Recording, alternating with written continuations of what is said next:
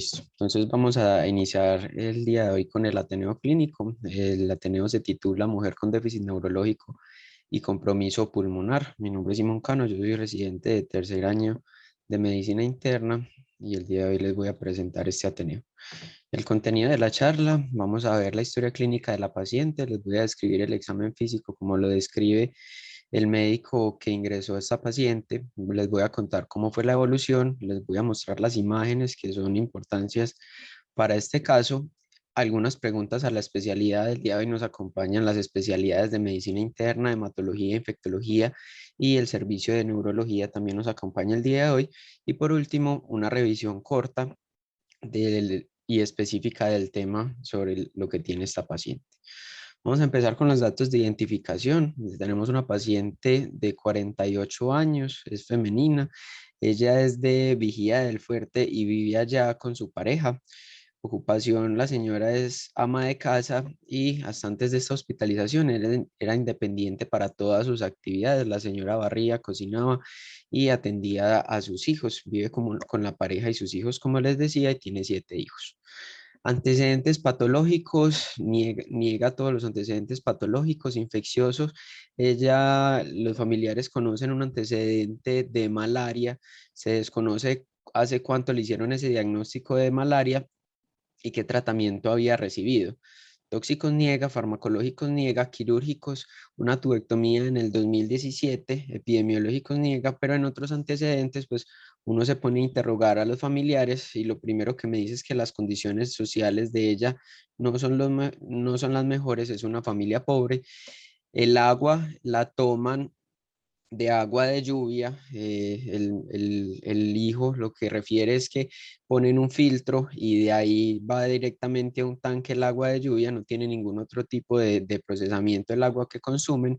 Me dice que tiene un jardín donde tiene las flores, la señora le gusta cuidar las flores, me dice el hijo, y que pues no toma ningún tipo de precaución de seguridad cuando está en el jardín. Hay veces sale inclusive descalza para cuidar sus plantas. En la enfermedad actual, la paciente consulta el 21 de abril de este año porque desde hace 6 meses viene presentando un dolor tipo cólico, difuso, no irradiado, que no se relaciona con la alimentación. Aparte de esto, la señora viene con hiporexia y desde estos 6 meses que viene presentando los síntomas ha perdido aproximadamente 20 kilos. Y lo único gastrointestinal que refiere, aparte del dolor, es que ha tenido constipación. La señora no ha tenido vómito, no ha tenido diarrea hasta la fecha. En la revisión por sistemas, la tomé de lo que menciona la historia clínica de medicina interna de ingreso. En este momento, lo único que nos reportan es que la paciente no ha tenido fiebre, no ha tenido diaforesis, no ha tenido nada cardiopulmonar. En este momento la señora está saturando adecuadamente con una FIO2 del 21%, no se queja de disnea. La señora no ha tenido edemas y lo único que se dice es que un mes antes, en marzo de este mismo año, había presentado un sangrado vaginal. Al examen físico, este es el examen físico que reporta medicina interna. La temperatura era de 36 grados, la frecuencia cardíaca de 89, una presión arterial de 109,71, saturando 90, como les dije, con una FIO2 al 21%. La señora estaba alerta, lo único que sí es que estaba desorientada en tiempo. El resto del examen neurológico lo reportan como normal. En la parte cardiovascular sí reportan que tiene un soplo grado 3 en todos los focos, los ruidos cardíacos por lo demás son rítmicos. Los pulmones en ese momento no tenían ningún tipo de alteración. El abdomen también lo reportaban como normal, las extremidades sin edema, y en ese momento pues no hay ningún reporte de cómo estaba la piel de este paciente. Estos son todos los datos con los que ingresó la historia de la paciente. Voy a darles a medida que avancemos unos datos adicionales que fue como se fue desarrollando el caso clínico. Ella en el momento de consultar a nuestra institución traía de extrainstitucional por ese dolor abdominal. Le habían hecho el 16 de abril una endoscopia que lo que mostraba era una esofagitis péptica ulcerada, por lo demás normal, y tenía de diciembre del año pasado una ecografía de abdomen, en lo que llamaba la atención un engrosamiento del endometrio con extensión al recto de 45 por 33.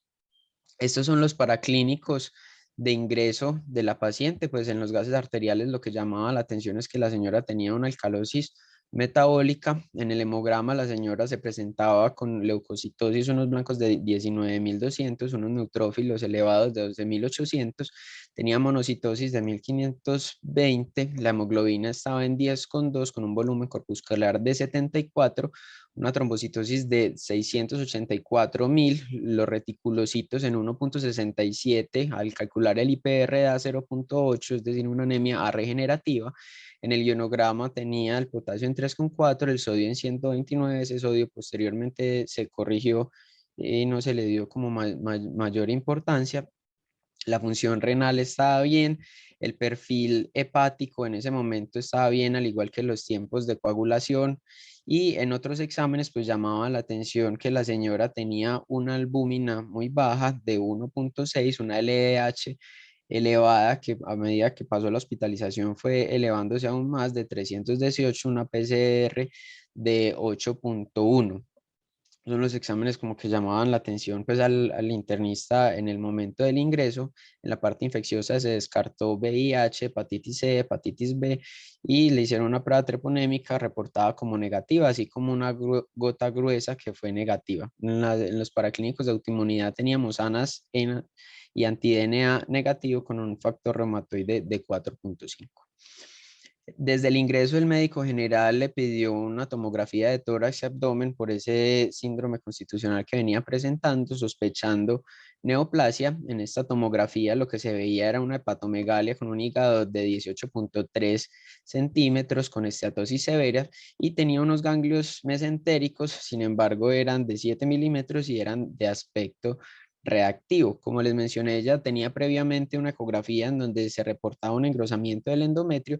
Sin embargo, la ecografía transvaginal de nuestra institución fue normal. El internista, ¿cómo enfocó esto cuando ingresó la paciente? Él dijo, tenemos una paciente con pérdida de peso, dolor abdominal, tiene además soplo cardíaco, una anemia y un endometrio engrosado, que como les mencioné, ya después le hicieron la ecografía transvaginal, que fue normal.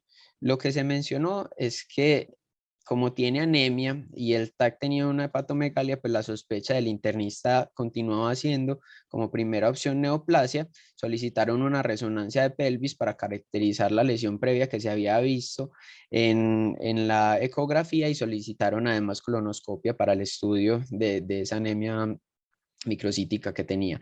La resonancia de pelvis fue normal, no reportó nada. Por el soplo se le hizo una ecocardio. La ecocardio se le hizo tanto transtorácica como después una transesofágica. Ambas salieron normales, sin valvulopatías significativas, sin vegetaciones ni otra alteración. Con respecto a la evolución, ya el 24 de abril se le hizo una tomografía de abdomen. En ese momento ella tenía un hilio, el cirujano le hizo una tomografía de abdomen y lo que salió fue una vejiga de paredes engrosada con múltiples burbujas de aire intraparietales compatibles con cistitis enfisematosa. Este es el uroanálisis que presentaba la paciente, pues tenía leucocitos, y en el sedimento la verdad solo tenía 3 hematíes y 3 leucocitos. En ese momento se tomó un orocultivo que salió esta Klebsiella pneumoniae, que tenía ya una MIC de Piptas de 16. El 25 se repitió el uranálisis, aquí salió con nitritos positivos, tenían leucocitos de 25 y en el sedimento de Matías de 5 con leucocitos 3. Los hemocultivos fueron negativos, en este momento ya tenía una leucocitosis más marcada de 20.200, tenía una anemia de 6,8 para lo que requirió hemoderivados. En ese momento se decidió suspender el Astronam, inician pipelacilina tazobactam, esto todo en el contexto de una cistitis enfisematosa que posteriormente se aisló la Klebsiella. Esta es la tomografía que les venía mencionando. Miren aquí cómo se ve la presencia de gas en las paredes, ¿cierto? Que sí es compatible con una cistitis enfisematosa. Este hallazgo yo hablé con radiología y me dice que es muy claro que la paciente sí cursaba con esta cistitis enfisematosa. Se continuó el tratamiento antibiótico, ya les voy a mencionar cómo se ajustó posterior. El 25 en la mañana la paciente se quejó de debilidad en extremidades derecha, fue valorada por el neurólogo y el neurólogo pues lo que la encontró fue con paresia facial central derecha, disartria moderada, una hemiplegia derecha, hemianestesia derecha y Babinski derecho. Se solicitó urgente una tomografía de cráneo que fue reportada sin hallazgos patológicos y una arteriografía cerebral en la cual tampoco se encontraba ninguna alteración. Neurología lo que pensó es que probablemente hubiese sido un evento de fosa posterior que no había sido visible en la tomografía y solicitó una resonancia contrastada de cráneo. Esa es la tomografía inicial que se reporta, como les mencioné, sin signos patológicos por el radiólogo.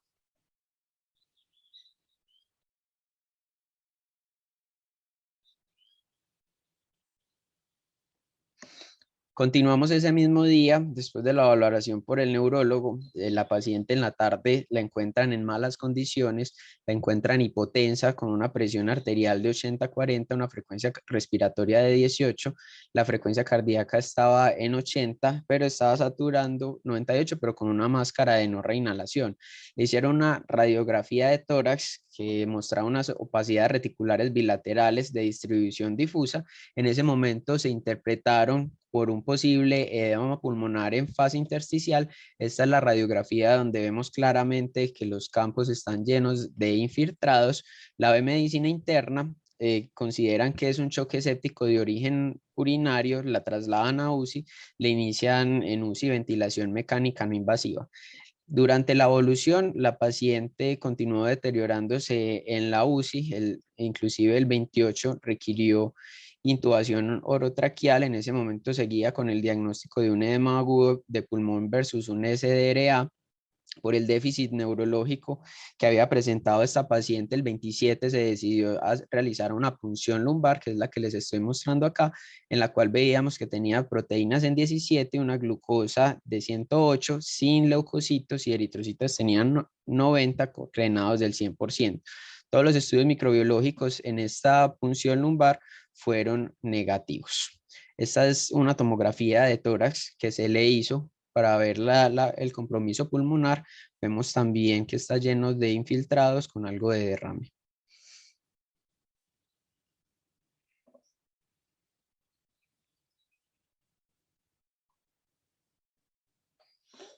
Continuando con la evolución, pues se decidió llevar a la paciente a un lavado bronquialveolar.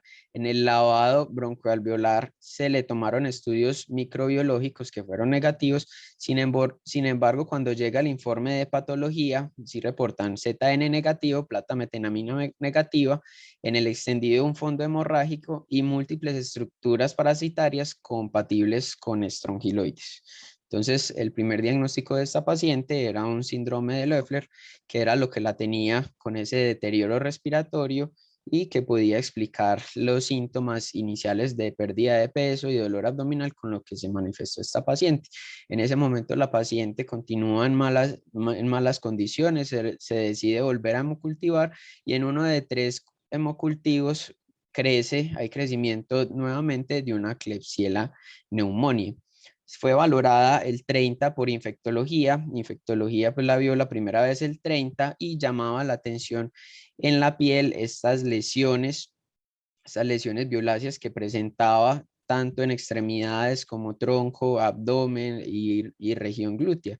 Con esto, infectología la ve y decide iniciar tratamiento con ivermectina con el diagnóstico de una estronquiloidiasis diseminada. Por este diagnóstico, pues decidieron solicitarle los anticuerpos contra el HTLV 1 y 2 que fueron reactivos. Entonces, con el caso hasta donde llevamos, pues la primera pregunta es a medicina interna, ¿cuándo se debe sospechar infección por estrongiloides? La segunda es cuál es la relación entre el estrongiloides y el HTLV. Y lo último es si existe alguna relación entre el estrongiloides y el bacilo gram negativo aislado en sangre. Buenos días, ¿me están escuchando? Sí. Bueno, entonces para responder las preguntas que nos solicitan al servicio, agradeciendo a Simón por la invitación. Entonces, digamos que la forma más sencilla de responder cuando un paciente puede tener una infección por estronquiloides es diciendo cuando un paciente tiene síntomas gastrointestinales, pulmonares, cutáneos o cuando el paciente tiene una infección por bacilos gram negativos de etiología no clara. No, todavía no la pases. Esa sería la forma más simple de responder esa pregunta, pero si vamos a ahondar un poco más en ella, tenemos que saber, primero que el país en el que nos encontramos y hablar rápidamente de epidemiología. Entonces estamos en un país tropical donde es una infección endémica, donde según cálculos, de acuerdo a algunos estudios poblacionales, puede llegar a hasta más del 50% de las personas tener una infección crónica por este germen.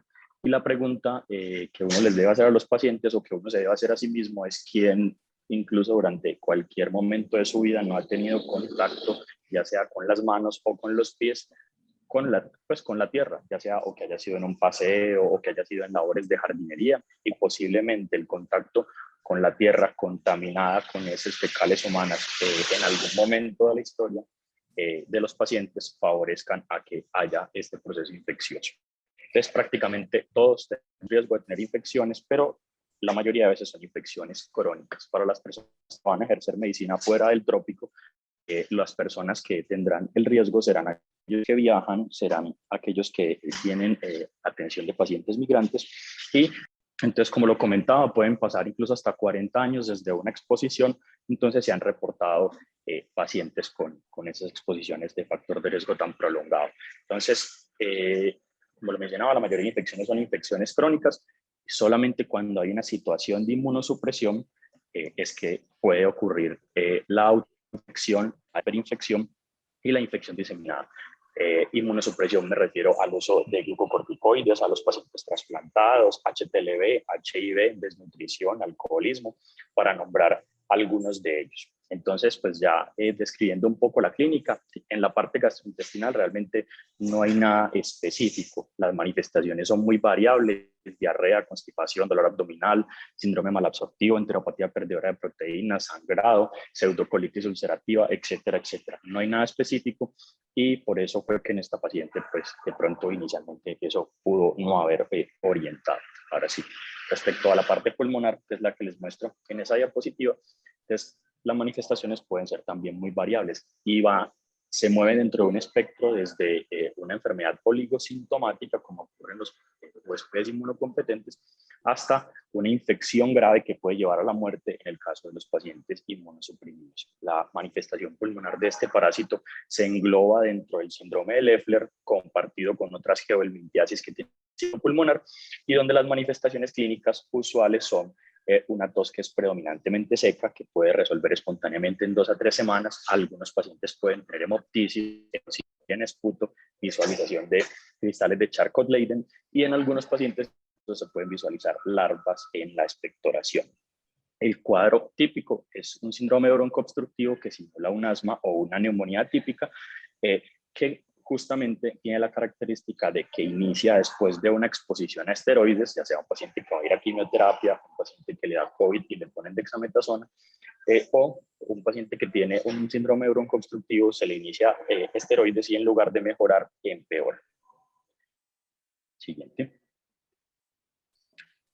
Las imágenes pulmonares pueden ser muy variables, ¿cierto? Y nuevamente se mueven dentro del mismo espectro, desde unas imágenes pulmonares normales hasta unas imágenes con múltiples hallazgos. Debido a que estas manifestaciones son producto de una reacción de hipersensibilidad al parásito, puede haber áreas de neumonía, ya sea por la respuesta inflamatoria eosinofílica o porque haya sobreinfección bacteriana, puede haber neumonitis intersticial, importante engrosamiento de septos, puede haber áreas de hemorragia alveolar y ello manifestarse con ocupación alveolar y áreas de vidrio esmerilado y un SDRA como ocurrió muy similar a esta paciente.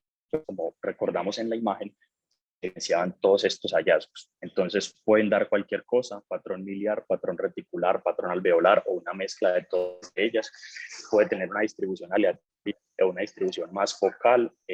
Otra característica que puede orientar en las imágenes es ese compromiso migratorio. Entonces vemos como, por ejemplo, en estas imágenes hay una señalización de un área de alveolar y en la siguiente, dale clic, nos muestra otra imagen que se tomó a las 2 semanas y muestra que el compromiso alveolar desapareció y apareció en otro lugar.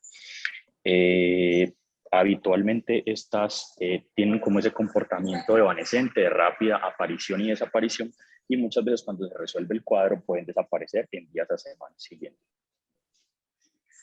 Entonces, como para redondear un poco la parte del compromiso pulmonar, entonces, como mencionaba, el síndrome de Leffler no es específico de la estranguloidiasis diseminada, sin embargo, y es compartido con otras geohelmintiasis, sin embargo, el hecho de un contexto de gravedad y de un paciente posiblemente inmunosuprimido, seguramente eso se oriente un poco más a la estranguloidiasis. ¿Qué hallazgos entonces en la clínica pueden orientar bastante al clínico a que lo que tiene el paciente es una estrongiloidiasis, el compromiso cutáneo? Entonces, otras geohelmintiasis también pueden producir compromiso cutáneo, pero es un compromiso más tipo larva migrans, que es la imagen del pie a la izquierda, la primera que ustedes ven, donde se ve en el quinto dedo una lesión hematosa, eritematosa, junto con un trayecto lineal serpentiginoso, que habitualmente es eritematoso, intensamente pruriginoso, pero tiene la característica de que tiene una progresión muy lenta en el tiempo, es decir, crece alrededor de 1 o 2 centímetros por día. Aquí también a la derecha vemos nuevamente otro paciente que, como ven, estos blisters hemorrágicos, pues que es el sitio por donde ingresa el parásito al cuerpo. Y nuevamente en la imagen del muslo se ven esas lesiones lineales, serpentiginosas, eritematosas, intensamente pruriginosas. Siguiente. Entonces, el compromiso que realmente es específico y patognomónico del estrongiloides es la larva currens. La larva currens son estas lesiones tipo urticariformes, intensamente pruriginosas, pero como les mencionaba, la diferencia es la velocidad. Mientras que el otro crece 1 a 2 centímetros por día, este puede crecer hasta 15 centímetros por hora. 5 a 15 centímetros por hora. Y tienden a desaparecer rápidamente, mientras pues en menos de 48 horas, mientras que la larva migrans tiende a permanecer más de 48 horas. Si recordamos un poco las imágenes de la paciente, habían unas zonas lineales que pues desafortunadamente cuando conocimos la paciente no pudimos verlas, pero pudieran haber semejado un compromiso cutáneo tipo larva currens. Siguiente. Y otra manifestación cutánea de las estrongiloideas diseminada, que muchos autores también la mencionan como patognomónico, es esa púrpura periumbilical en huella dactilar o thumb print. Entonces vemos varias imágenes, como lo mencionó infectología, son esas imágenes purpúricas que son periumbilicales y tienen una distribución centrífuga. Como lo vemos en el paciente de la izquierda, pues como lo vemos en los dos primeros pacientes, la localización es muy periumbilical, pero ya en el siguiente paciente se pueden extender hacia las caderas y hacia el segmento proximal de extremidades inferiores. Siguiente. Otros hallazgos como la eosinofilia y la IgE no son específicos. La eosinofilia, como usualmente el contexto de estos pacientes son pacientes gravemente enfermos, sépticos por gram negativos, lo más frecuente es que no tengan eosinofilia. Entonces, en ese orden de ideas, si hay eosinofilia, puede apoyar al diagnóstico, pero si no hay, no lo descarta. Y los niveles de IgE pueden estar francamente elevados hasta en la mitad de los pacientes, entonces tampoco es un hallazgo sensible. Respecto a los diagnósticos diferenciales en este caso, entonces, bastante importante, otros geohelmintiasis no serían tan graves como este paciente, no tendrían el compromiso cutáneo típico como ya lo mencionamos que sí tenía esta paciente. Otras filariasis diseminadas, nuevamente las diferenciamos por las lesiones purpúricas, y todo paciente séptico con choque, con lesiones purpúricas, aunque esta localización es muy típica de una estrongiloides diseminada, no hay que olvidar la púrpura fulminans, que sería más en otra localización y que igual en esta paciente se le hizo punción lumbar y se le hicieron hemocultivos donde no se aislaron gérmenes culpables con esta enfermedad. Respecto a la siguiente pregunta de si se relacionan, sí, desde hace muchos años cortes japonesas y jamaiquinas, y recientemente en los últimos 20 años el doctor Gotuso en Perú ha escrito mucho al respecto. En pacientes con hiperinfección por estrongiloides hasta el 86% tienen coinfección con HTLV, y esta relación se plantea que es por una disfunción de los linfocitos T, de la respuesta inmune tipo TH2, de una disminución, por supuesto, de la secreción de interleuquina 5, muy importante en la maduración y en la supervivencia de los eosinófilos. Para responder la última pregunta de si la infección por por Klebsiella, perdón, se relaciona con los estronquiloides. Entonces, en general, lo que típicamente se conoce en el síndrome de hiperinfección es que los bacilos gram negativos entéricos sean los culpables, como E. coli, como Klebsiella. Pero hay otros gérmenes también entéricos, pues como Streptococcus galloliticus o enterococos, también pueden verse implicados. Y como lo mencionaba antes, el kit clínico es esa infección o sepsis por estos microorganismos que no tengan un origen claro, teniendo en cuenta pues que en esta paciente había el confusor de una cistitis enfisematosa, pero también analizando bien en detalle los cultivos de que eran cepas de gérmenes diferentes. Uno era un germen multisensible versus que el otro tenía un patrón de resistencia IRT y resistencia a nitrofurantoína. Listo, doctor, muchas gracias. Continuando con la evolución de la paciente, posteriormente se le hizo una tomografía de cráneo control en la cual ya reportaban unas hipodensidades parenquimatosas con compromiso isquémico en la corona radiada de la convexidad del lóbulo frontal izquierdo, temporal y occipital. En ese momento, con esa tomografía sugestiva de componente isquémico, la vio neurología y neurología dijo que iban a esperar igualmente la resonancia. Esta es la tomografía que reportan con esos eventos isquémicos.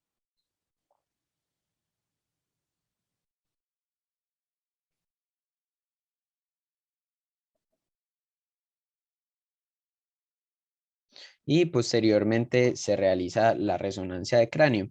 En la primera resonancia de cráneo, pues lo que sí llamaba la atención es que tenía múltiples lesiones que ya les voy a mostrar, pero le llamaba la atención a la neuroradióloga que presentaban un realce serpetiforme.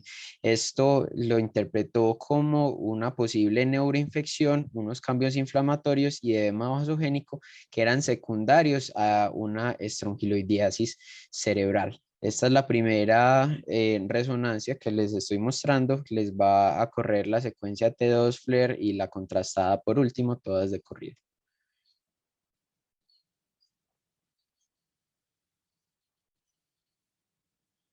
Aquí pueden ver las lesiones.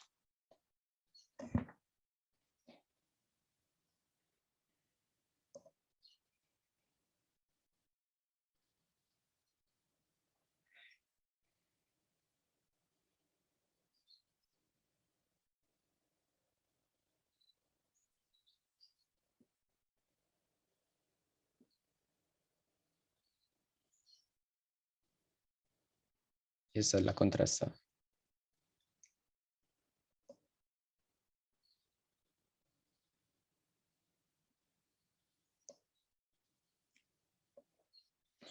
Listo. Con esta resonancia lo vio nuevamente infectología.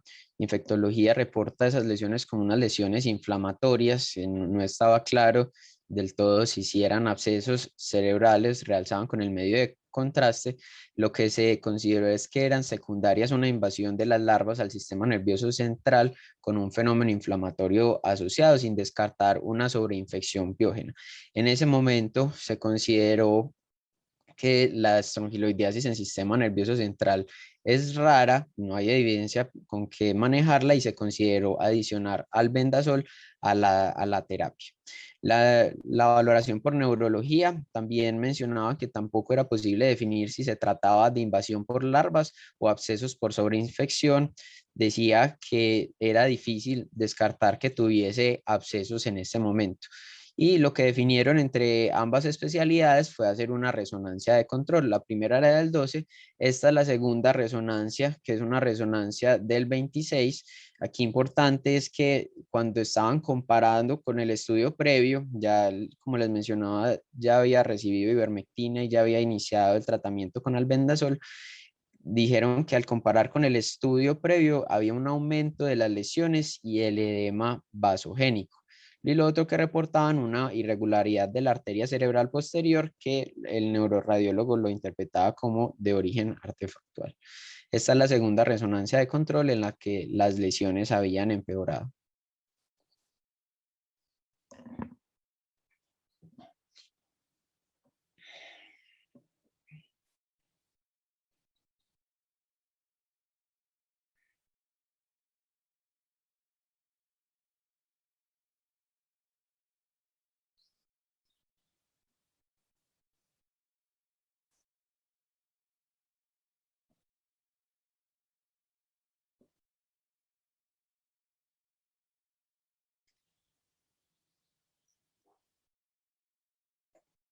Listo. Esta es la evolución como se presentó la paciente. Miren, en este momento, y aquí les tengo desde que se le inició aquí el diagnóstico, aquí fue que se le hizo el lavado broncoalveolar que fue positivo para estrongiloides y los hemocultivos que salieron positivos para la Klebsiella. Posteriormente, el 30 se inició ivermectina. Esta ivermectina la recibió desde el 30/04 hasta el 27/05. Y también se le inició meropenem este mismo día. Recuerden que antes venía con piperacilina tazobactam. Ese día se inició meropenem el 30/04 y ese meropenem pues lo recibió hasta el 11/06, una terapia extendida con meropenem. Importante es que en este periodo de tiempo que ustedes ven acá, la paciente recibió hidrocortisona. Les quería mostrar esto para aclararles que antes de todo esto que ha pasado y antes del diagnóstico de estrongiloides, la paciente no había recibido ningún tipo de terapia con esteroides. Esta fue la primera vez que recibió la terapia con esteroides. El 12/05 fue la primera resonancia donde se le evidenciaron las lesiones en sistema nervioso central. Para el 14 ya la revaloraba infectología y había adicionado albendazol. Les comento que esta paciente sigue hospitalizada y en este momento continúa con la terapia con albendazol.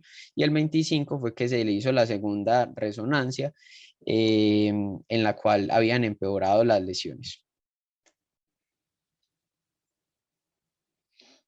El 13, en este periodo de tiempo, se volvió a hacer otra prueba para HTLV que había salido también reactivo. ¿Cuál fue la consideración? Que, como les muestro, la paciente recibió terapia con meropenem por tiempo prolongado y lo mismo que lo de la terapia con albendazol? Entonces, la opinión fue, pues la paciente tiene unos posibles abscesos en formación. Entonces lo que se dijo es que el meropenem se iba a extender por mínimo 4 semanas de terapia para cubrir el sistema nervioso central. Hubo una discusión sobre si la paciente requería o no requería iniciar esteroide. Por parte de infectología decidieron no iniciar esteroide. Lo que se mencionaba es que la paciente, pues un factor de riesgo para presentar la estrongiloidiasis diseminada es el uso de esteroides. Entonces hay que dar la discusión si le servía o no, sabiendo que eso empeoraba la estrongiloidiasis. Lo otro es que la paciente, a pesar de que se estaban deteriorando las lesiones en el sistema nervioso central, pues la paciente no presentaba un deterioro clínico. Y lo otro es que ya tenía 2 semanas de albendazol y se sospechó que ya hubiese alcanzado el estado máximo de inflamación.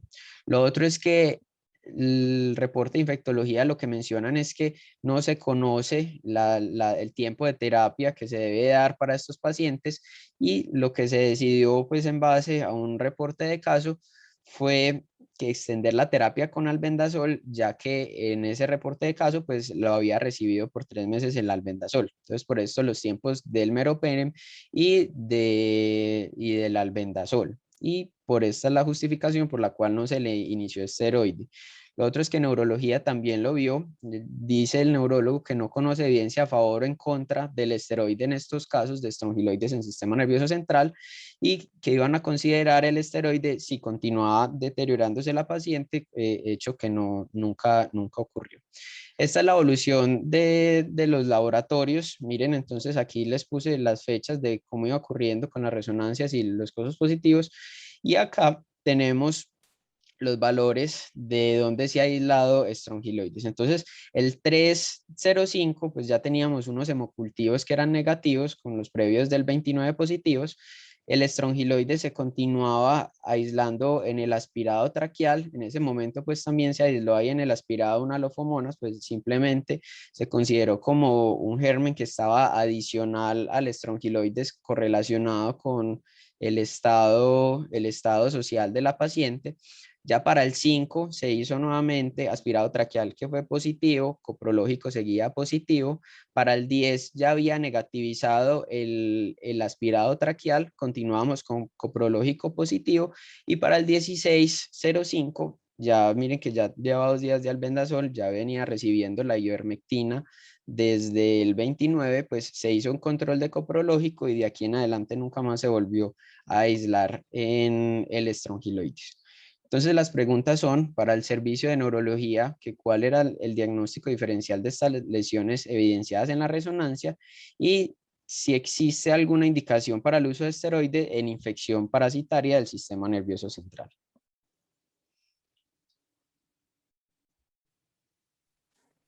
Buenos días a todos, ¿cómo están? Muchas gracias por la invitación. Pues yo no conocí directamente la paciente, pero bueno, revisando el caso y pues de la discusión que hacíamos en grupo durante la evolución de la paciente, realmente pues ya las causas las explicaron ampliamente medicina interna. Diagnóstico diferencial de las lesiones en resonancia es muy amplio, perfil infeccioso. Pues hay muchos tipos de lesiones. ¿Qué llama la atención? Simón, si puedes poner por favor la secuencia, una contrastada de la primera resonancia, por favor. Sí, claro, doctora. Esta es la primera resonancia, Sí, corren todas tres córrela en un poquito secuencia. y ya te digo dónde pares como para mostrarles unas cositas que llaman la atención. Entonces, vemos, por ejemplo, la localización múltiple, pues primero tener el contexto de la paciente específicamente o del paciente, ¿cierto?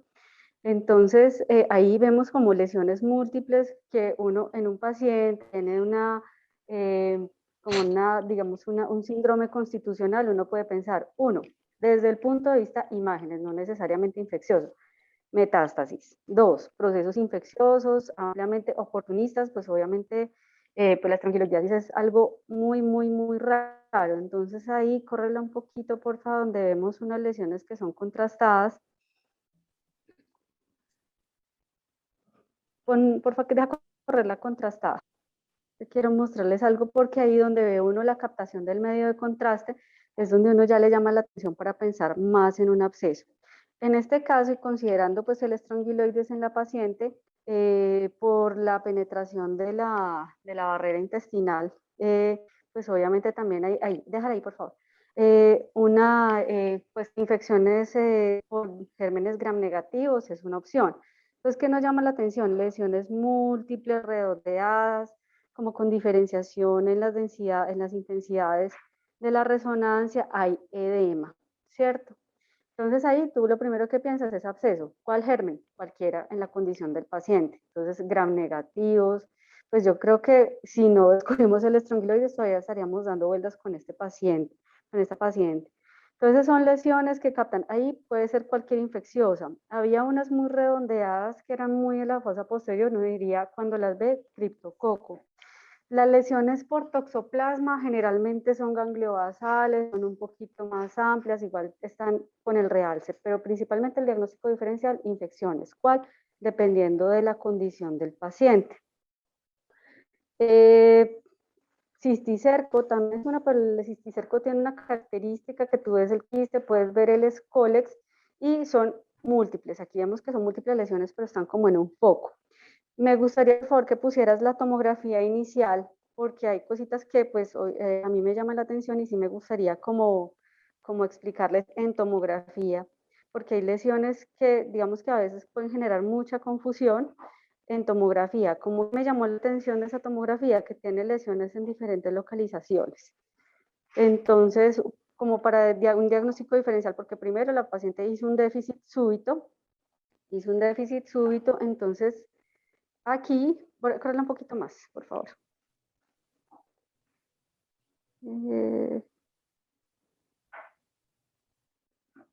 No, ponlo más un poquito más arriba. Hay una lesión que está frontoparietal izquierda, ¿cierto? Que me llama la atención que es muy céntrica, está redondeada. Entonces muchas veces puede generar confusión para un evento vascular, pero hay otra lesión que está occipital. Obviamente eso ya retrospectivamente pues uno lo ve más fácil, pero ahí. Hay una lesión que está en la secuencia, está un poquito más arriba y me llama la atención como si hubiera una occipital. Obviamente cambian las densidades de computador a computador, pero es importante ver pues la clínica en la paciente. Obviamente con la resonancia complementamos. En general, pues desde el punto de vista imagenológico, obviamente toca contextualizar con la condición, la clínica del paciente. Entonces, ¿cuál es el diagnóstico diferencial? Con estas resonancias, no, los abscesos. Los abscesos en general, mirar según la condición de la paciente, entonces gérmenes gram negativos, toxoplasma, pues no es la imagen de un toxoplasma, pero en general abscesos, y de ahí ya mirar la condición de la paciente.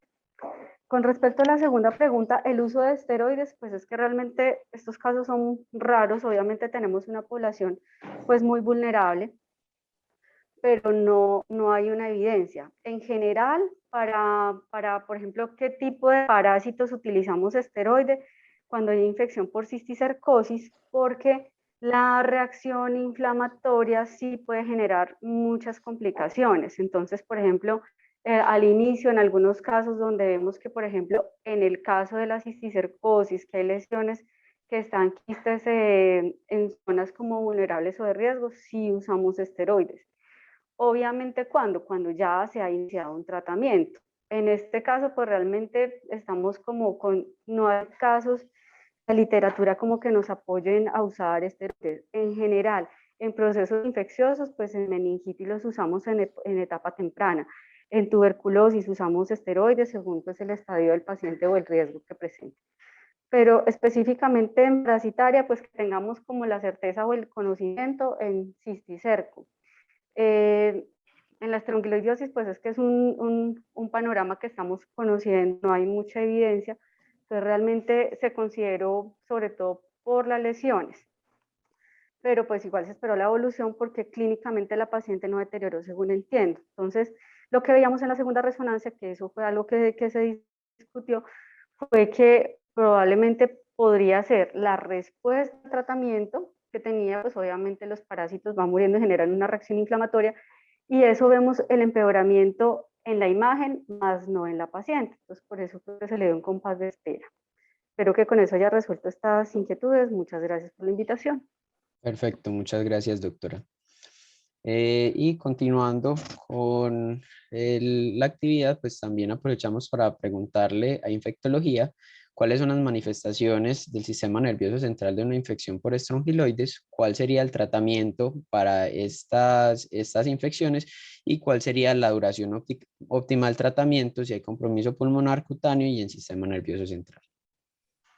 Hola, buenos días a todos. Simón, ¿cómo estás? Muchas Pues, gracias por la invitación. Entonces, bueno, la primera pregunta es ¿cuáles serían las manifestaciones de la infección del sistema nervioso central? Y yo creo que las podemos separar como en tres. La primera y la más frecuente es la meningitis. Yo puedo tener una meningitis directamente por invasión de la larva rhabditiforme al sistema nervioso central, que atraviesa la barrera hematoencefálica. Entonces, la manifestación, digamos, más descrita en sistema nervioso central es la meningitis. Esa meningitis puede o no puede ser eosinofílica. Realmente, estrongiloides no es el que más eosinofilia produce en el contexto ya del síndrome de hiperinfestación. Hay otros parásitos que producen meningitis eosinofílica típicamente, pero realmente dentro de las causas de meningitis eosinofílica uno también incluye a estrongiloides, aunque las principales causas son otros nematodos y otros parásitos. Entonces la primera es una meningitis. La segunda manifestación, y bueno, esa meningitis puede ser únicamente por estrongiloides o esa meningitis puede estar acompañada de otro patógeno que en general son enterobacterias que al momento de la perforación de la mucosa intestinal en el ciclo de autoinfección de estrongiloides genera diseminación sistémica de enterobacterias produciendo bacteriemia o produciendo meningitis. Como estrongiloides es un gusano, un nemato, puede llevar dentro, pues en su tegumento, puede llevar bacterias a donde quiera que él se disemina. Entonces puede haber una infección en el sistema nervioso central por bacilos gram negativos. Por eso cuando Camilo decía un paciente con una infección por bacilos gram negativos o digamos más bien una meningitis por bacilos gram negativos, sino una causa muy obvia que lo explique, siempre habrá que descartar que el paciente no tenga una hiperinfestación por estrongiloides en el tracto gastrointestinal y que el ciclo de autoinfección esté favoreciendo esta invasión de las enterobacterias. Para la segunda pregunta es cuál es el tratamiento de elección en las manifestaciones del sistema nervioso central. Entonces, realmente no es tan frecuente esta enfermedad, por tal la evidencia es poca y es escasa, reportes de caso. Y es distinto el tratamiento, no es muy homogéneo pues la literatura en cuanto a cómo se tienen que tratar los pacientes, pero sí es muy importante que para todos tenemos en la casa que la ivermectina es el tratamiento de elección de la estrongiloidiasis y digamos que es mucho más potente que el albendazol o el mebendazol o el tiabendazol. Sin embargo, en sistema nervioso central tenemos una glicoproteína que es la glicoproteína B que no permite que la ivermectina se concentre en el sistema nervioso central. Esa es la razón por la cual si hay compromiso del sistema nervioso central, hay que adicionar tratamiento, ya sea con tiabendazol o con albendazol, porque ivermectina no alcanzará concentraciones importantes en el sistema nervioso central, dado por la destrucción natural que genera esta proteína P. Entonces, en ese caso, tendría que ser un albendazol o tendría que ser tiabendazol para el tratamiento de la infección del sistema nervioso central. Y finalmente, en cuanto a la duración óptima de la terapia, pues ahí sí hay mucha menos homogeneidad en las conductas de lo que se reporta en la literatura, pero digamos que sí es muy claro que en los síndromes de hiperinfestación, que básicamente son aquellos que tienen compromiso por fuera de la manifestación crónica intestinal, ya sea pulmonar o en sistema nervioso central o cutánea como evidencia de la diseminación de la larva, lo que está indicado es hacer un tratamiento prolongado guiado por la visualización de la desaparición de las larvas en el lugar donde usted las había encontrado. Lo más fácil es hacer esputos, controles de esputo, controles de aspirado traqueal o controles de eco prológico por concentración para evaluar la depuración de la larva. En este caso, la ivermectina o el albendazol, depende de donde esté la manifestación en el sistema nervioso central, donde esté la manifestación, perdón, la indicación es dar al menos 2 semanas de terapia y eso se puede seguir extendiendo según la depuración de las larvas en el lugar donde se están buscando. Me voy a volver a la primera pregunta porque ahí olvidé decirles algo. Si bien la manifestación más frecuente es la meningitis, entonces recordemos que tenemos otras 2 presentaciones que son la encefalitis. La encefalitis puede ser por invasión directa del parásito, acompañada o no acompañada de un absceso cerebral, como lo mencionábamos en este caso.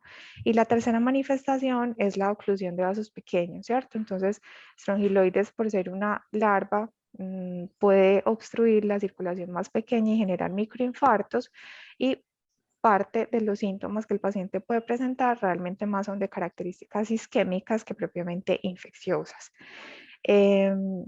Bueno, y ya entonces para terminar específicamente con este caso, sin poder descartar o comprobar que realmente haya parásito en el parénquima cerebral de esta paciente, se decidió darle una terapia prolongada con albendazol. Realmente nadie sabe cuánto, entre 30 días y 90 días probablemente, y eso mucho es extrapolado de la seguridad del uso del albendazol en los pacientes que tienen neurocisticercosis, donde vemos que estos pacientes pueden requerir en las recaídas cursos extremadamente prolongados de albendazol con una adecuada tolerancia. Entonces, basado en eso, se decidió dar una terapia más prolongada y en ausencia de esteroides, como ustedes lo mencionaron, pues porque clínicamente la paciente realmente estaba mejor y pues es un factor de riesgo mucho mayor para perder el control sobre estrongiloides. Yo creo que es todo. Perfecto, doctora, muchas gracias. Continuando la evolución, se continúan estudiando las lesiones, se decidió llevar una biopsia de la lesión frontal derecha, que esta la hizo neurocirugía. En la conclusión de la biopsia solo salió inflamación crónica, aquí no se aisló ningún tipo de parásito. Continuando con la evolución, pues ya luego, por tener el HTLV positivo, pues se decidió solicitar una citometría de flujo en sangre periférica, y esta citometría de flujo, pues lo que reporta como conclusión es una inmunodeficiencia en sangre periférica que favorece el compromiso por trastorno linfoproliferativo de células T maduro con CD4 positivo. Se realizó una biopsia de médula ósea que reportan que el componente linfoide es de apariencia reactivo, pero que debe correlacionar con otros hallazgos. Hematología la vio, el servicio de hematología, pues hasta el momento se encuentra todavía estudiando la paciente, todavía están pendiente de un mielograma, y ayer se le realizó un PET-CT. Sin embargo, la paciente llegó muy tarde y no alcancé a ver el resultado del PET-CT, pues probablemente ya el día de hoy se pueda valorar con el PET-CT. Hasta ahí llegó la evolución de la paciente. Esto que les conté es hasta el día de ayer. Tengo estas preguntas para el servicio de hematología, que son: ¿cuándo debo sospechar linfoma, leucemia T asociada a HTLV? ¿Cuál sería la indicación de solicitar citometría de flujo en pacientes con HTLV? Es decir, si sin sospecha, sin que tenga otra clínica sugestiva de linfoma, leucemia, ¿cuál sería la indicación de solicitar esta citometría? Y cómo se debe hacer el diagnóstico para decir que el paciente tiene un linfoma, leucemia T asociada al HTLV.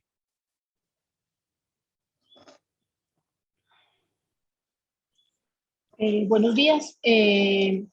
Respondiendo entonces a la primera pregunta de cuándo sospechar leucemia linfoma asociado a HTLV, tenemos que tener en cuenta varias cosas. Primero, que el espectro de manifestaciones clínicas de esta entidad es un espectro muy amplio, que va desde formas agudas, graves, similares a una leucemia, hasta formas crónicas e indolentes en las que el paciente puede estar asintomático. Entonces, lo primero que hay que hacer es reconocer que según la clasificación de Chimoyama, existen 4 formas principales de presentación de la leucemia linfoma de células T del adulto. La primera de ellas es la forma aguda o leucémica, en la que el paciente se presenta con hiperleucocitosis generalmente, presencia de células anormales en sangre periférica. Esas células son las células muy características en forma de flor y que llaman mucha la atención a los observadores. Además, estos pacientes de la forma aguda y leucémica tienen hipercalcemias, muchas veces severas, incremento en los niveles de deshidrogenasa láctica y cursan a veces con linfadenopatías y esplenomegalia sin ser esto demasiado prominente. Como es un curso clínico agresivo, son pacientes que suelen tener sobrevidas cortas. La segunda forma de presentación de los pacientes es la variante linfomatosa. Esa corresponde más o menos al 20% de los casos. El paciente no suele tener linfocitosis, no suele tener compromiso en sangre periférica por las células patológicas. Puede o no haber incremento de la LDH, aunque no es muy prominente. Los valores de calcio son variables y lo que más llama la atención y lo que predomina en estos pacientes es la presencia de linfadenopatías. Y por lo tanto, el diagnóstico se hace es en biopsia ganglionar y no en médula ósea como en la forma leucémica.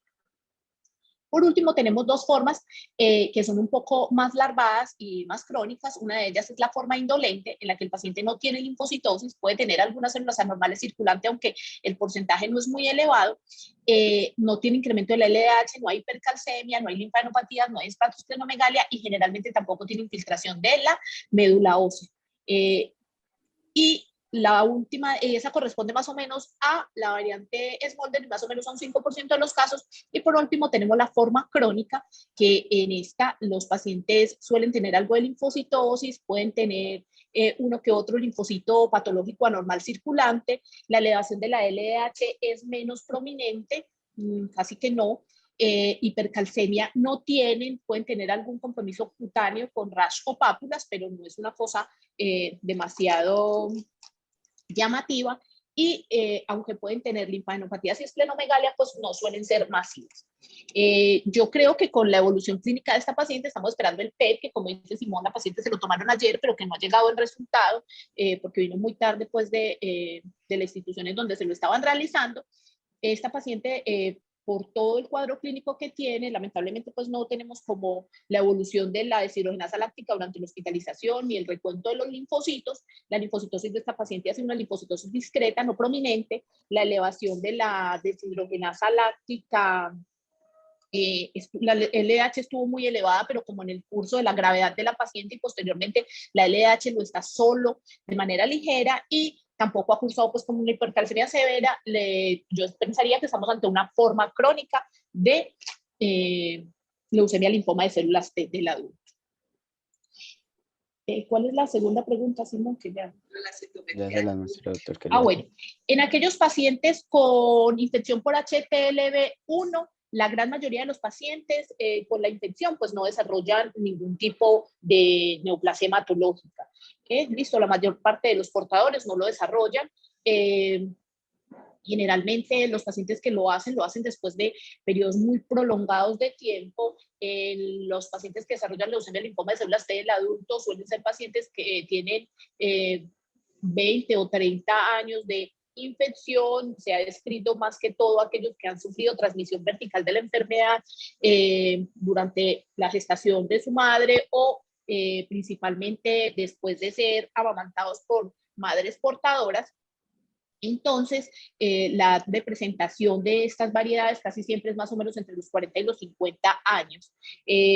Por eso, aquellos pacientes que son portadores, pues no hay ninguna indicación de hacer densitometría de flujo como periódicas o de seguimiento a los pacientes, solamente aquellos pacientes que empiezan a desarrollar algún tipo de sintomatología, pues deberíamos hacer citometría de flujo ya tratando de mirar si el paciente está cursando con un linfoproliferativo asociado y clasificar cuál de las formas del linfoproliferativo debo hacer.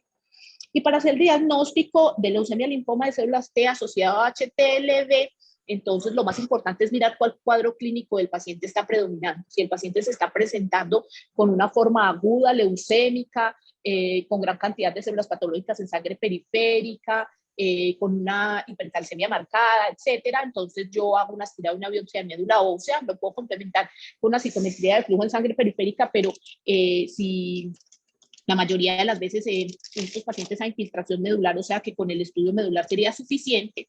Y por el contrario, si por ejemplo el paciente se está presentando con una forma linfomatosa en la que predomina la presentación de adenopatías, entonces lo que debo hacer es una biopsia ganglionar. En las formas crónicas y en las formas indolentes, entonces, donde las adenopatías no están presentes y donde la cantidad de células patológicas en sangre periférica es menor, entonces debemos hacer como todo el escenario diagnóstico. Entonces estos pacientes se hace pues como lo que hemos hecho con esta paciente, que se le hizo una aspirada, una biopsia de médula ósea, se le hizo citometría en sangre periférica y se le tomaron imágenes para mirar a ver si hay adenopatías metabólicamente activas en el PET-CT. Perfecto. No sé si alguien más de la sección, algún otro docente tenga algo que complementar, pero eso sería como la respuesta. Perfecto, mil gracias. Aquí nos quedan 2 minuticos. Les quería hablar, pues básicamente por lo que trajimos el caso es por la escasez de casos de estrongiloides en sistema nervioso central. Les quería compartir esta búsqueda bibliográfica que hice. Busqué en estas bases de datos, tanto en términos como en español e inglés. En PubMed encontré 57 resultados y en esta otra base 100 resultados. Sin embargo, cuando me puse a revisar los títulos y los abstracts, pues quedé con muy pocos casos, que son los que les voy a presentar. Tengo este caso, en total reportan solo tuve acceso al abstract. Es un paciente de 58 años, de 50 años, perdón, que se presentó con este diagnóstico. Este otro que se hizo el diagnóstico ante-mortem, esto es en 1979, y este otro caso en el 2013. Todos 3 casos, pues se los pongo ahí para que sepan que se ha descrito esta asociación desde hace mucho tiempo. Sin embargo, hay muy pocos casos de esta infección. Ya cuando fui a ver los documentos que sí tuve acceso a los abstracts, esta es una paciente de 39 años.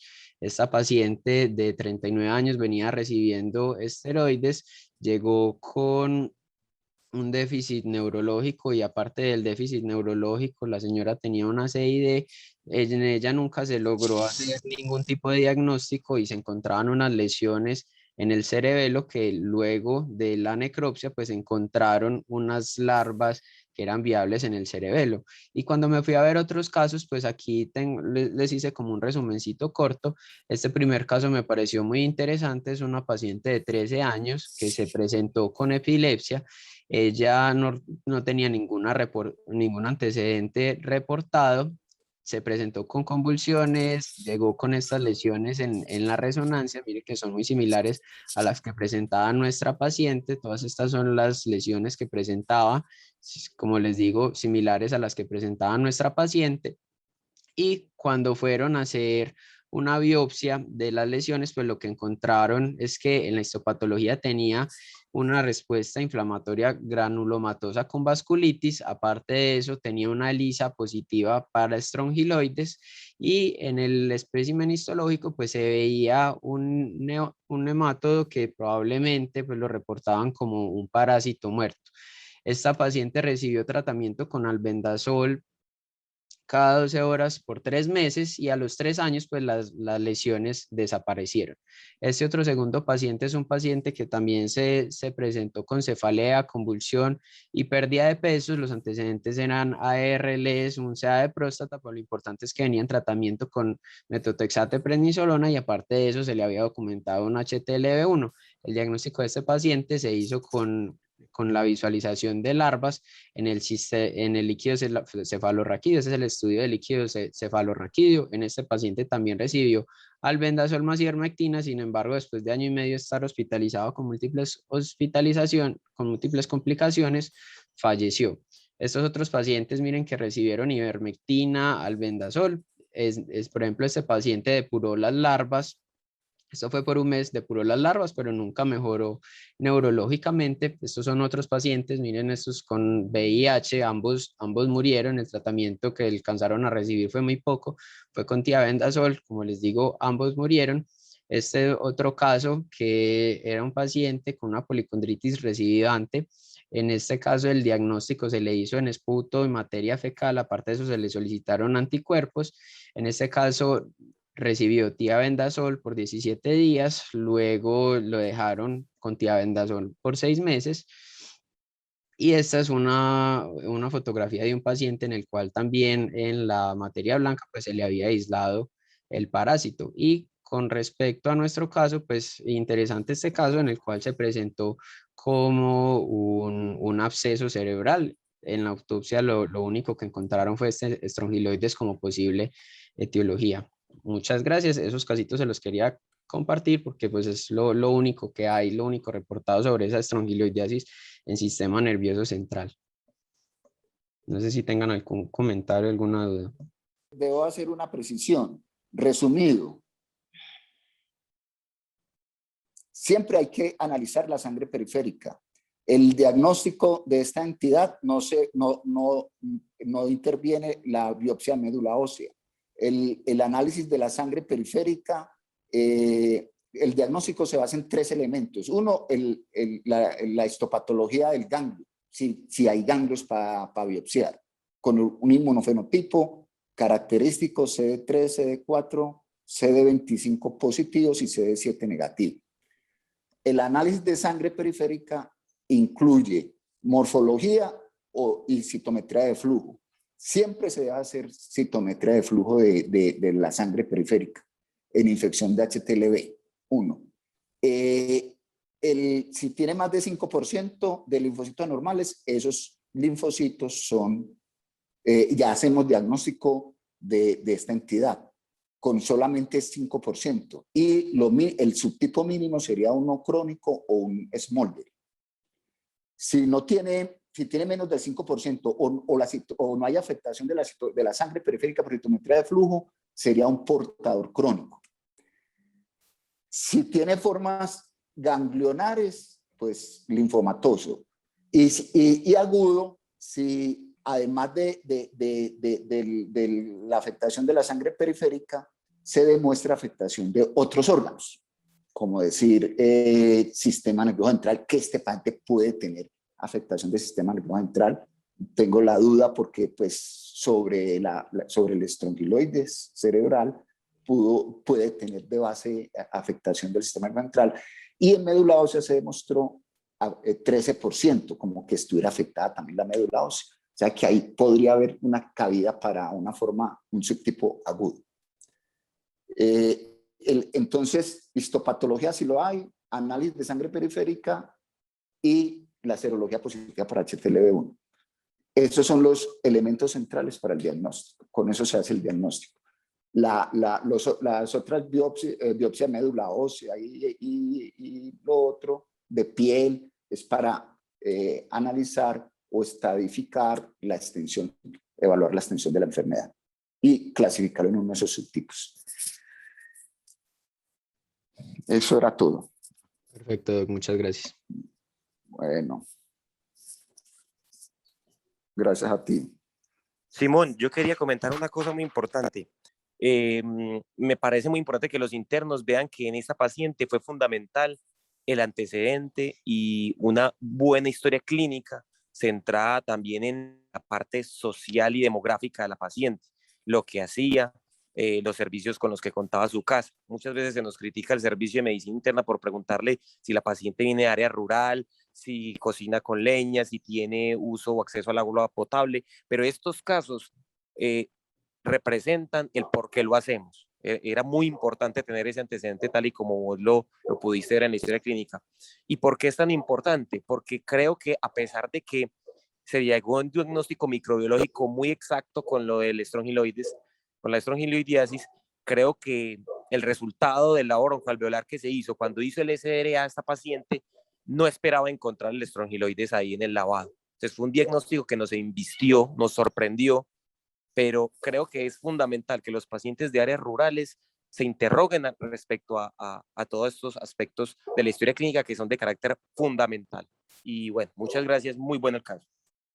Perfecto, profe, muchas gracias. Yo puedo decir una cosita adicional de lo del profe Atencia. Y es que adicional a eso, pues algo muy importante, sobre todo en estrongiloides y en otras geohelminthiasis, que el método de ingreso es por la piel, es la exposición. Una cosita. Es la disposición de las excretas, es si los pacientes tienen sanitario o si botan las excretas a la tierra, que es lo que finalmente favorece el contacto con el parásito. Perfecto. Simón, otra cosa adicional, si me permites, cortica, sí, profe, para el internista. ¿Cuándo sospechar esta enfermedad? En primer lugar, si es un linfoma de células T, automáticamente todos los linfomas de células T deberíamos solicitar HTLV1.